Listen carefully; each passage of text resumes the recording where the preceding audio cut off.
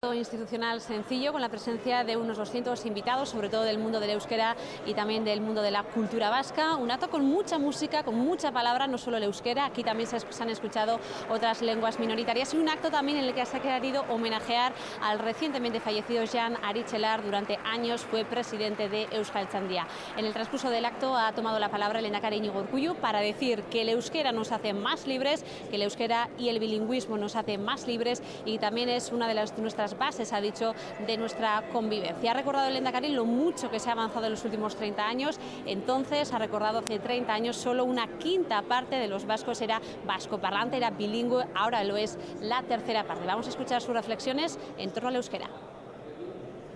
Horregatik dira euskara eta hizkuntza bizikidetza lehentasunezko esparru Jaurlaritzaren gobernuekintzan. Euskara elkar bizitzerako oinarri eta euskaldunon arteko zubi dugulako. Horregatik izaten ari da arrakastatsua euskara biziberritzeko prozesua.